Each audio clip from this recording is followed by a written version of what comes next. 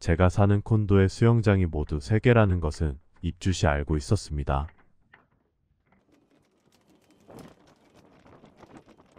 야외 수영장과 37층, 그리고 42층에 각각 하나씩. 그런데 42층은 오늘 처음 와봅니다.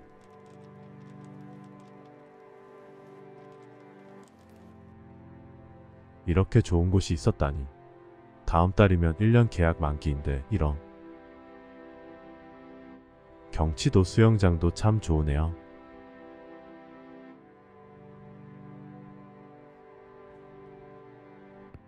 일단 수영을 먼저 하겠습니다. 수경을 쓰고 시작.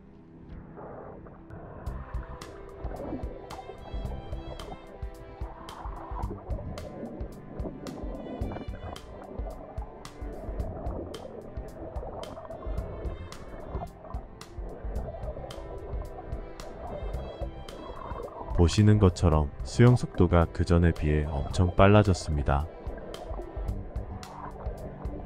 물을 가르는 저의 이마는 빠른 속도로 인한 이세찬 물살로 인해 머리털이 다 빠져 마치 황비용을 연상케 합니다.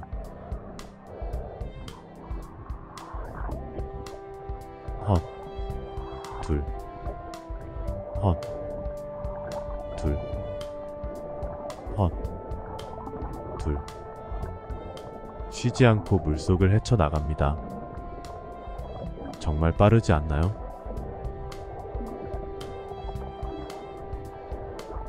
최근 해외 특정 지역에서의 한 달 살기를 계획 중이신 분들이 점점 늘어나는 것 같습니다. 그래서 오늘은 파타야에서 한 달 살기를 하려면 얼마나 들까에 대해 말해보려 합니다. 먼저 한 달 살기에서 비중이 가장 큰 주거 문제인데요. 제가 사는 이곳은 한 달 약 12평의 원룸 렌트비가 2만에서 2만 5천 바 정도, 하나로 약 75만원에서 95만원입니다. 고층일수록 비싸집니다. 그리고 이곳에서 가장 좋다는 콘도의 원룸은 3만 밭에서 3만 5천 밭, 하나로 약 110만원에서 130만원 정도입니다. 제 경험상 대접받는 듯한 깍듯한 직원들의 서비스만 빼면 5성급 호텔보다 나았습니다. 따라서 같은 가격대 호텔과의 비교라면 묻지도 따지지도 말고 콘도를 선택하시는 게 현명할 거라 생각합니다. 그리고 피치사이드가 아닌 내륙으로 조금만 들어가게 되면 12,000바, 약 45만원 정도도 충분히 가능하며 제가 본 것 중 최저는 8,000바, 약 30만원 정도였는데 뷰에 대한 욕심 없이 가성비로만 따지면 괜찮은 주거지가 아닐까 합니다. 저번에 한국에서 오신 한 분은 술을 좋아하셔서 배낭에 술병을 달고 다니셨는데 잠자리는 돈을 아끼신다고 텐트도 없이 해변의 드넓은 모래사장에서 담요만 깔고 주무시더군요. 다행히 트로피컬 날씨에선 얼어 죽을 일은 없겠죠. 비는 맞을 수 있겠지만 결론은 본인의 먹는 부분과 잠자리의 비중에 따른 선택의 폭이 아주 넓다는 얘기입니다. 경비 절감을 위한 저의 경험에 의한 꿀팁은 약 일주일 또는 최소 3일 정도만 숙소를 예약한 후 이곳으로 오신 다음 그 기간 내 발품 팔아 부동산을 돌아다니시면 좀 더 싸고 좋은 곳을 구하실 수 있다는 겁니다.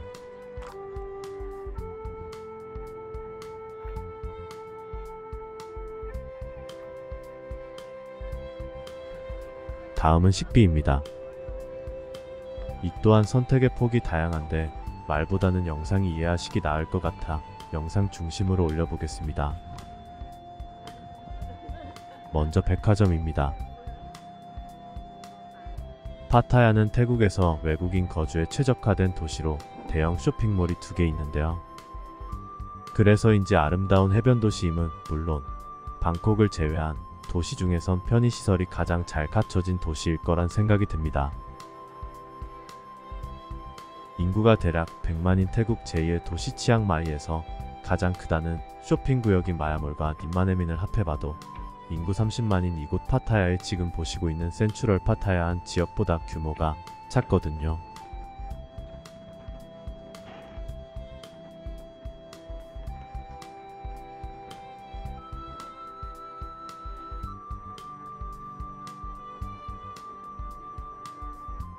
식단가의 가격표가 보이시나요?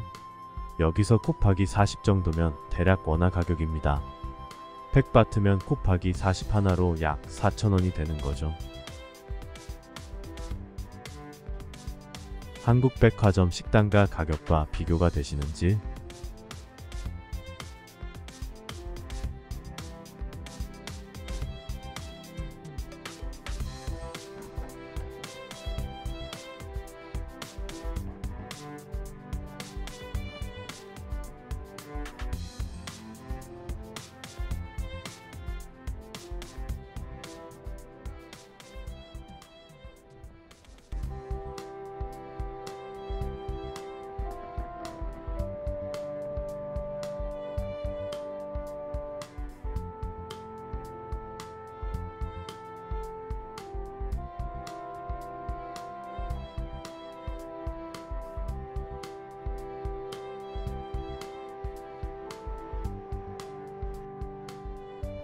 백화점 푸드코트에서의 먹방은 그냥 제끼고 로컬의 일반 식당을 보시겠습니다.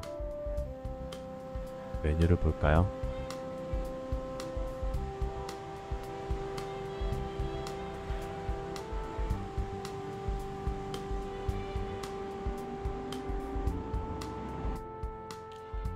가장 흔한 고기덮밥류가 80바트 약 3,000원 정도입니다. 음식이 아주 깔끔하네요. 제가 아직 로컬 음식 이름을 제대로 알고 있는 것이 하나도 없습니다. 주문 시 쓰는 용어가 비프, 폴크, 스팀 라이스, 프라이드 라이스, 누들, 그리고 타이 샐러드 정도가 다인데요. 한 번은 로컬 식당 주인분이 영어를 전혀 알아듣지 못하셔서 냅킨에다 소머리와 돼지머리를 그려서 주문을 하였는데 다행히 제 그림 실력이 좀 되는지라 금방 이해를 하시더군요. 태국말이 상당히 제겐 어려운 것 같습니다. 아, 그게 아니구나. 전 언어 영역에 관한 한 정말 모질이인 것 같습니다. 또 다른 로컬 식당을 볼까요?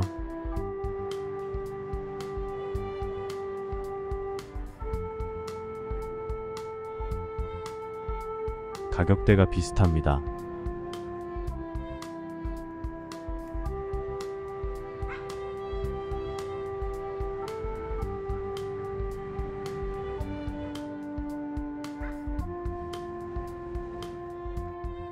그런데 말입니다.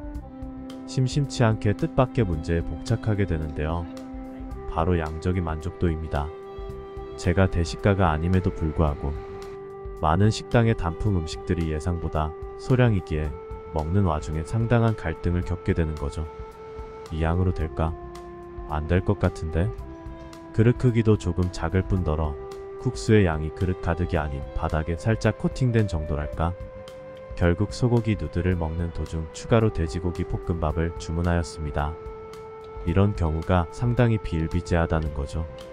그래서 먼저 번과는 달리 한 끼 가격이 70바트에서 200바트로 하나 약 3,000원에서 8,000원으로 급상승 중이 되었습니다. 일반적으로 로컬 사람들이 정말 요만큼만 먹어도 되는 걸까요? 아님 상술이 좋은 것일까요? 크크크. 이번엔 중간급 레벨의 식당입니다. 제 기준에서입니다. 바닷가 식당이라 해산물 위주의 음식을 주문하였는데 두 개의 단품 요리와 볶음밥 2인분으로 약 600바트 하나로 24,000원 정도입니다. 지금 보니 둘 다 오징어네요.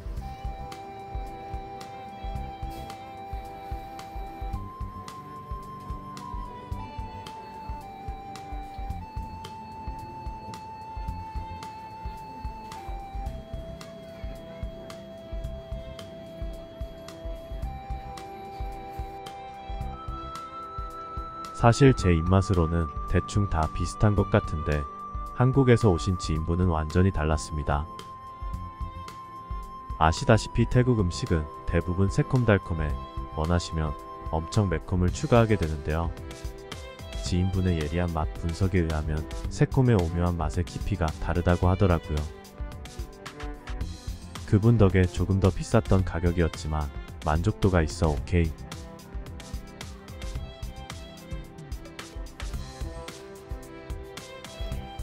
이곳은 일식 뷔페 식당인데요. 제가 가본 비싼 식당 중 하나입니다. 세 가지 등급이 있는데 1인당 각각 700바트, 800바트, 1000바트 하나로 28,000원, 32,000원, 4만원입니다. 가성비가 어떤지 잠시 메뉴를 보실까요?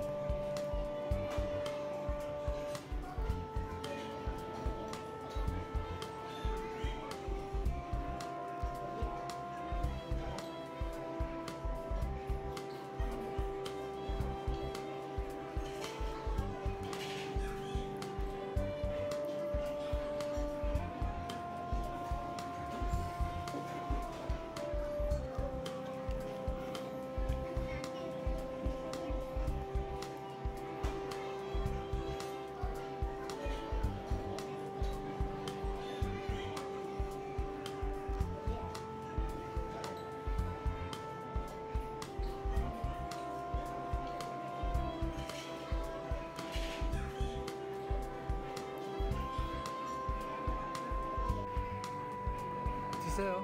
저희는 4명으로 4,000바트 약 16만원을 지출하였고 총 4번 밥상을 채웠습니다.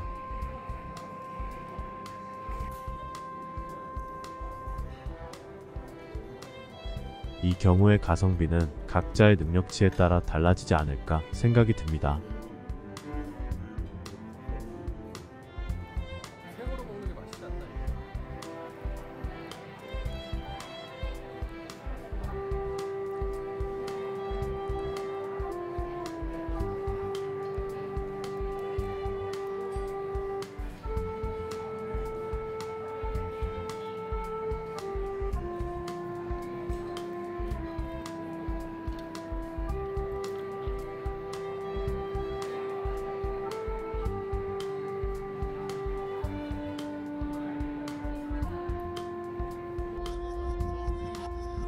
파타야가 좋은 이유 중 하나는 방콕이 2시간 거리라는 겁니다.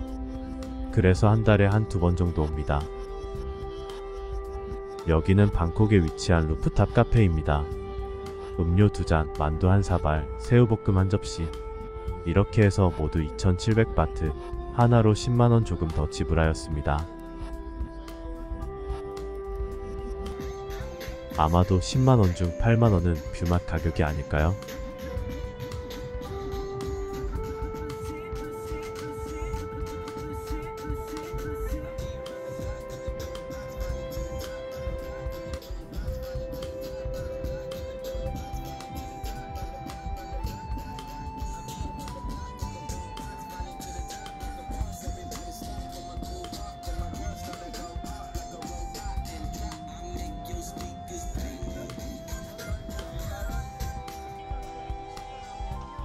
마지막으로 제가 가장 좋아하고 자주 가는 재래시장입니다.